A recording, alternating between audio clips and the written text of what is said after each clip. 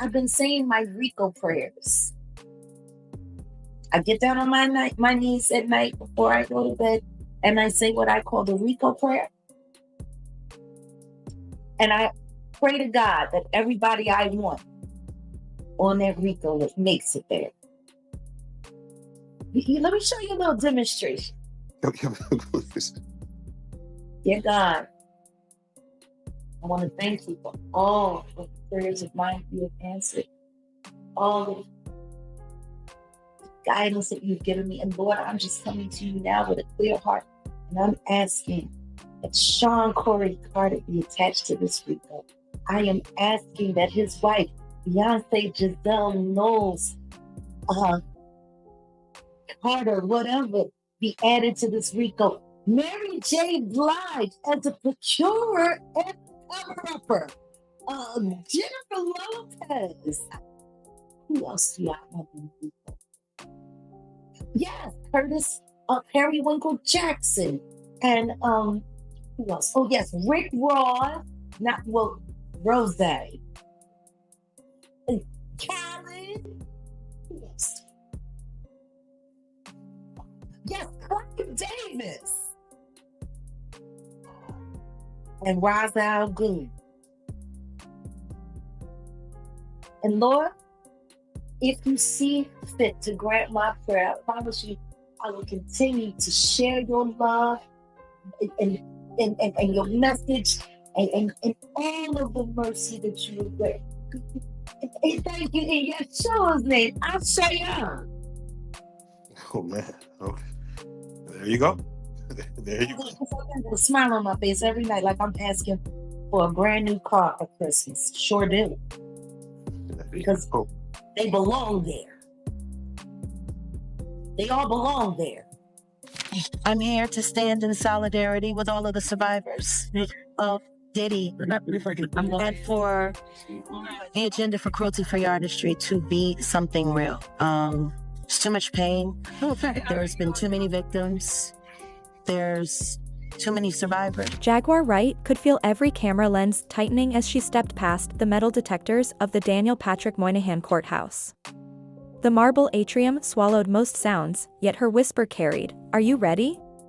In that sliver of a moment, bystanders wondered who the question was for: the Homeland Security agents who had raided Sean Diddy Combs' mansions last spring, the prosecutor polishing her opening statement, or the music empire itself. Wright wasn't there to make headlines. She came to pray, to document, and to remind the court that the stories on trial were older than any hashtag. But the first witness wasn't seated behind a microphone, it stood in the hallway, a silence so thick you could taste the fear in it. And before the jury ever heard a word, they had to decide if they were ready to swallow a secret the industry had been humming for 25 years. The empire behind the velvet rope, from Harlem block parties to Forbes' billion-dollar club, Sean Combs built Bad Boy Records on irresistible hooks and a talent for turning late-night after events into whispered legend. Platinum albums, vodka deals, a clothing line that once sold out Fifth Avenue, few moguls ever wore that many hats without dropping one. Yet beneath the gloss, red flags fluttered. In 1999 a nightclub shooting left him fighting weapons charges, settlements sealed. The details. In November 2023 his ex-partner, singer Cassie Ventura, filed a civil lawsuit alleging a decade of grooming, beatings, and forced drug binges. It vanished just 24 hours later, reportedly smothered by a payout around $20 million. The quiet didn't last. On March 25, 2024, federal agents in windbreakers stamped HSI across Combs' estates in Los Angeles and Miami, carting out hard drives and contract ledgers. The raid, the kind reserved for suspected trafficking rings, hinted at an investigation far wider than any NDA could muzzle. Settlement money can buy silence, prosecutors later argued, but it can't erase encrypted chat logs. Combs' empire suddenly looked less like a record label and more like a velvet rope machine built to satisfy one man's appetite. And if that machine really existed, every gold plaque on his wall might qualify as RICO property, yet the defense offered its own anthem. Yes, the outbursts happened, yes, drugs blurred the nights, but no federal crime occurred. Jealous rage isn't racketeering, they promised the press. The jury would be asked to decide where diva excess ends and criminal enterprise begins. And the answer, the prosecutor hinted, might sit smoldering in a Cleveland junkyard. Cassie's missing years. Cassie Ventura was only 19 when an A&R scout slipped her demo onto Diddy's desk. Within months, she traded East Harlem subways for Gulfstream jets and five-star penthouses. According to her 2023 complaint and new federal testimony, the trade-off was simple: global spotlight in exchange for complete surrender of phone, finances, even bedtime. She described freak-offs, marathon parties where masked guests arrived by codename and left their cameras at the door. She claimed mandatory MDMA roll calls ensured nobody stayed sober enough to refuse. All the while, Combs dangled career promises that rarely materialized beyond cameo appearances. Prosecutors needed more than bruises to make RICO stick. They needed predicate crimes. That's where Scott Mescudi, better known as Kid Cudi, entered the story. In sworn testimony, he said Combs once broke into his Hollywood Hills home, furious over a text exchange with Cassie. Weeks later, Cudi's Audi R8 exploded in his driveway. Police ruled it arson but never charged a suspect. For federal lawyers, a torched vehicle wasn't tabloid fodder, it was arson, one of RICO's favorite building blocks. Cudi wasn't alone. A former personal assistant told jurors about envelope after envelope of cash delivered to hotel security to keep corridors clear. A Beverly Hills concierge produced CCTV snapshots showing armored duffel bags arriving at 2 a.m. The seams of the case began to show pattern, not coincidence, exactly what racketeering statutes feast on. And pattern, the government argued, required silent collaborators, chauffeurs who double-parked vans, lawyers who drafted bulletproof NDAs, and fans who streamed the next single without asking where the royalties went. Yet none of those revelations prepared the gallery for the woman now adjusting her hoodie in the third row. Jaguar in the gallery. Jaguar Wright first earned cult status 2 decades ago belting neo-soul riffs alongside the Roots. Then she vanished from mainstream playlists as suddenly as she'd appeared in self-produced live streams beginning 2020. She hinted the disappearance wasn't artistic choice but industry exile. Cruelty-free artistry, she called her manifesto, music minus manipulation. The AS opening day of United States vs. Combs dawned, she posted a clip kneeling on courthouse stairs, praying for prosecutors to dismantle Goliath without losing their souls. Inside, Wright recognized the choreography of courtroom media. Influencer bloggers traded seating passes like backstage laminates, hashtag spawned before testimony ended. She pulled out a marble-covered notebook and began her own transcript, whispering that stenography was the only way to stop 80 million remixers from twisting survivors' words. When recess was called, she reached the aisle where lead prosecutor Elena Pardo reset her papers. Wright's voice barely rose above the rustle of legal pads. "You have platforms backing you. We're praying for your success." Pardo smiled. "I pray for yours," she replied, then tightened her ponytail and strode back to counsel's table. That exchange went viral in hours, but what Wright said next on livestream cut deeper. "Nothing in that room shocked me. I said these stories on the blue couch years ago. The surprise is how surprised everyone else pretends to be." Viewers scrolled back to her 2021 podcast, noting parallels, claims of coerced hotel stays, footage used as blackmail, and a "be everything for daddy" script whispered to new recruits. If she'd been ringing alarms all this time, why was the house only now waking up? Wright offered her own answer. "Silence pays more than truth," she told followers. "And YouTube clicks pay more than silence if you don't fact-check." The comment brushed nerves raw. Dozens of content creators crowding courthouse hallways weren't journalists, she implied, but opportunists eager to resell trauma. Yet she didn't dwell. Instead, she aimed a wider lens. If these testimonies sound familiar, that's because they echo another fallen icon. The moment Kid Cudi stepped down, courtroom analysts began whispering a name the judge had banned from opening statements: R. Kelly. To the prosecution, the parallel mattered less as a headline and more as a blueprint. In 2021, Kelly was convicted of racketeering after jurors concluded he used touring staff, security guards, and chauffeurs to funnel young women into locked hotel suites. A former federal prosecutor who helped win that case later remarked that Combs' freak-off allegations read like a Xerox of the Kelly playbook: remove phones, roll the drugs, record everything, and threaten release if anyone talks. Jaguar Wright voiced it more bluntly on her live stream: silence is the real currency. If the hits keep climbing the charts, nobody checks the basement for ghosts. Survivors from both camps share the same refrain: coercion disguised as consent, privacy clauses disguised as protection. Even the arsenal of evidence feels familiar. VHS in Kelly's era, encrypted cloud storage in Combs'. And just as Kelly's defense painted accusers as willing participants in a rockstar lifestyle, Combs' lawyers now insist every witness was an adult exploring kink.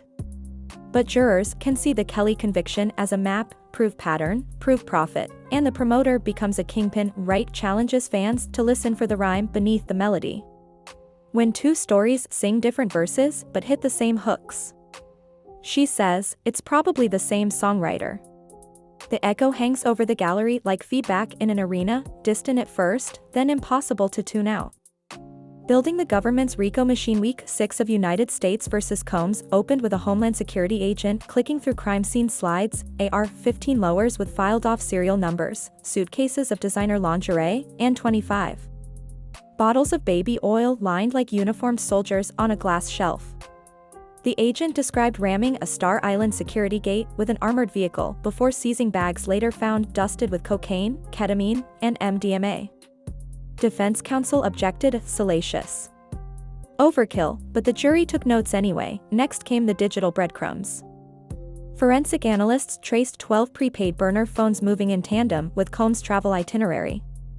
On nights identified as freak-offs, cash withdrawals spiked, sometimes $60,000 in a single hour.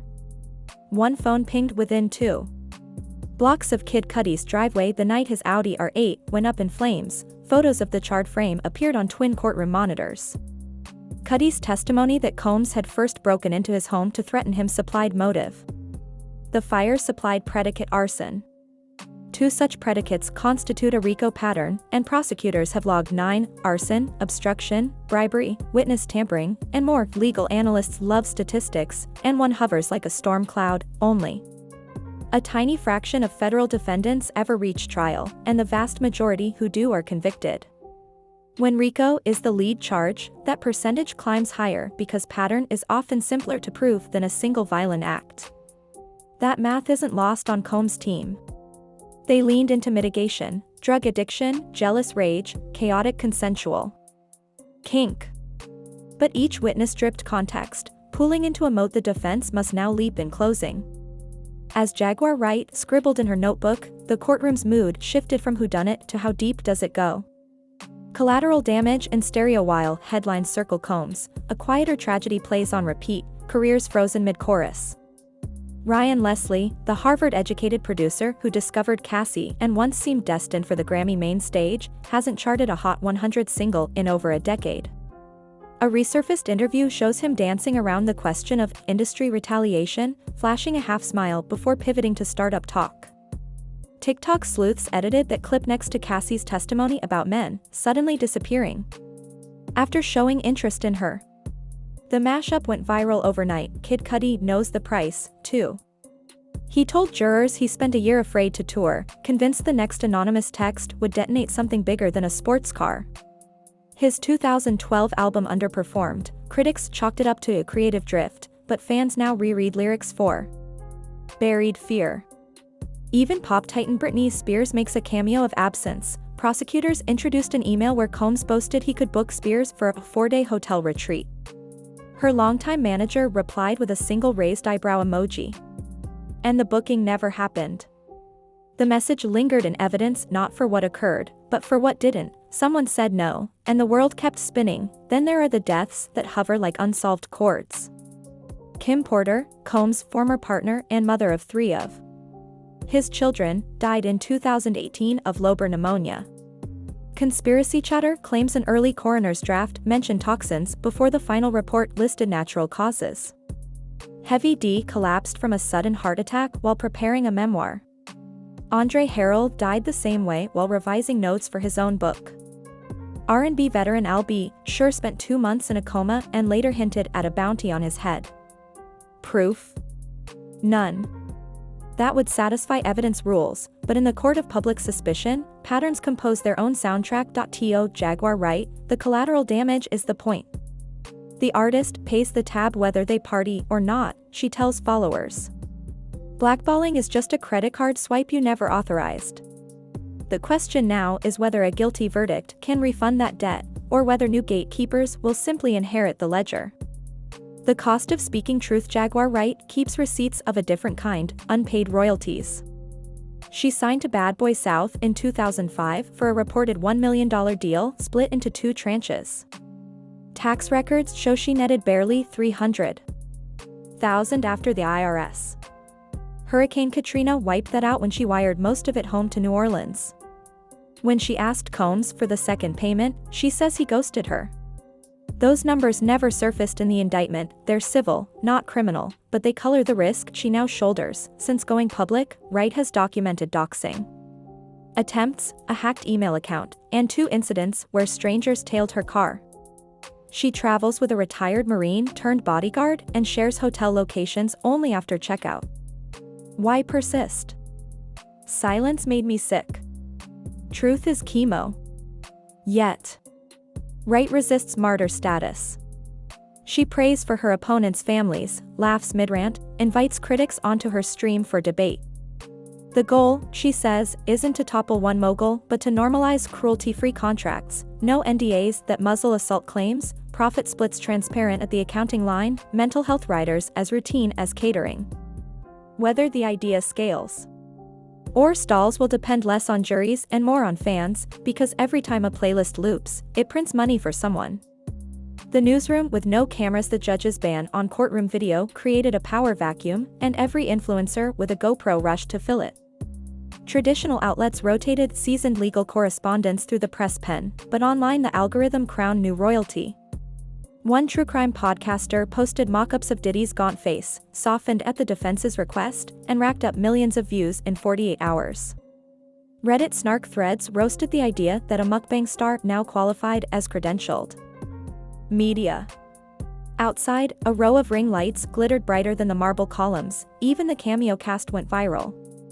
On a Thursday in June, Ye, leathered head to toe in white, slipped through the metal detectors, nodded toward the defense table, and exited 35 minutes later, leaving reporters to debate whether his visit was solidarity, spectacle, or both.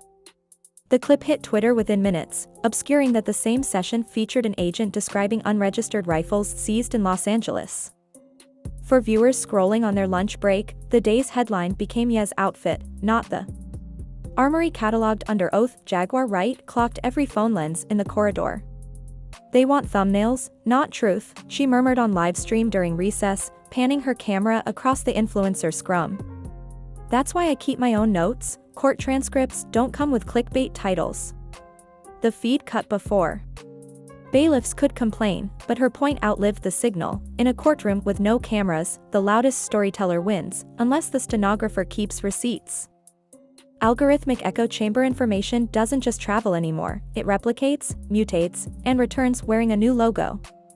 Minutes after the prosecutor mentioned a burner phone ping near Kid Cudi's driveway, TikTok had spliced the quote onto grainy footage of the charred Audi, added trap drums, and captioned it, "Diddy confirmed bomber." The video gathered hundreds of thousands of likes before sunset. By the next morning, another creator had debunked the claim with court text, but the algorithm buried the correction under fresh speculation. Was Cudi's testimony staged? Had the government swapped out the damaged car? This cycle is what Wright dismisses as 80 million remixes. In her cruelty-free manifesto, she argues that gossip factories siphon trauma for ad revenue and leave survivors to sift the rubble. She points to a spike in blind item channels monetizing trial rumors, some speculating that Cassie's unborn child belonged to a hidden celebrity, others accusing the prosecution of fabricating witnesses. None provided exhibits, all provided affiliate links. A recent university study showed that corrections on YouTube travel 1/10 as far as the original falsehood. Jaguar quotes the finding often: if a lie sprints a mile, the truth jogs a block. It's the same principle. Traffickers exploit, distort perception, then profit while chaos reigns. Meanwhile, mainstream outlets face their own conflicts. An editor at a legacy music magazine confided that their parent label feared blacklisting if coverage skewed too anti-Combs. Advertisers, streaming platforms, even VIP festival access hang in the balance. So the headline becomes hedged. Alleged racketeering pattern shakes bad boy legacy. The word alleged does heavy lifting, and the revenue stream stays hydrated. Patterns written in disappearing ink look backward, and a chilling symmetry emerges. Uptown Records began in 1986 with 5 key figures: Andre Harrell, Heavy D, Albie, Sure, Kim Porter, and a young intern named Sean Combs. Decades later, only Combs and Albie, Sure remain alive. The latter spent 2 months in a coma barely a year after hinting at a documentary on the label's darker secrets. Heavy D collapsed from a sudden heart attack while preparing a memoir.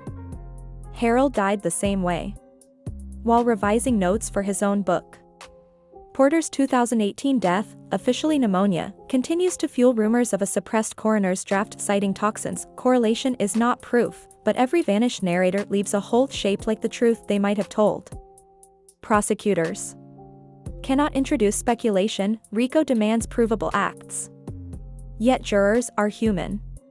They read trending hashtags on the subway, they overhear TV anchors mention suspicious patterns, and patterns prime the mind to connect dots even when instructed not to. Jaguar sees those patterns as cautionary tales.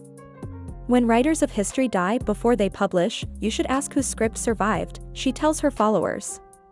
Her phrase lands like a cymbal crash because it echoes a broader cultural chord. Weinstein's accusers also spoke of silenced memoirs. Epstein's victims described lost flight manifests. Different industries, same motif, records disappear, storytellers drop out of sight, and power rewrites the liner notes. By week 8 of the trial, the prosecution's exhibit list reads like a map of that motif: shredded contracts reassembled by forensic analysts, 5 black label hard drives recovered from a guesthouse safe, a ledger noting KF 40K hush beside a date that coincides with a producer's sudden social media hiatus. Each artifact persuades not by itself, but by the chorus it joins. Blueprint for cruelty-free artistry. In April 2025, Jaguar uploaded a 42-minute explainer titled The Price of Right.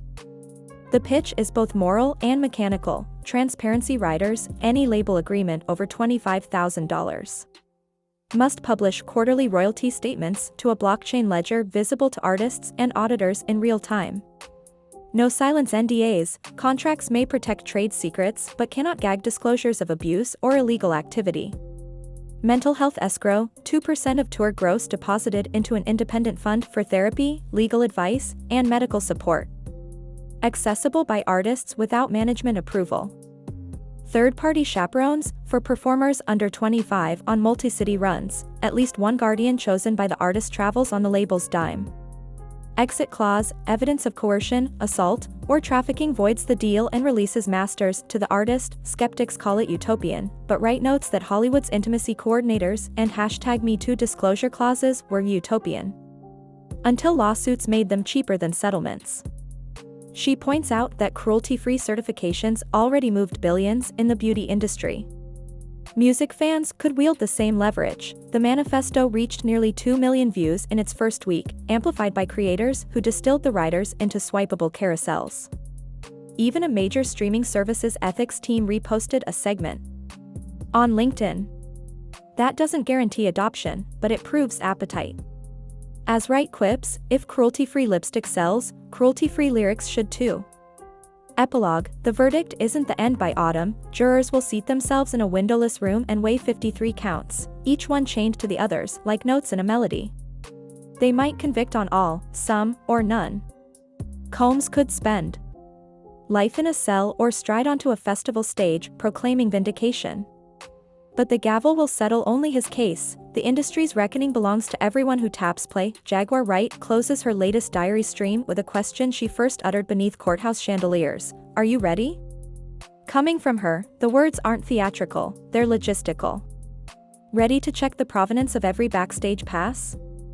Ready to demand that streaming services label songs linked to unsettled assault claims the way food labels disclose allergens?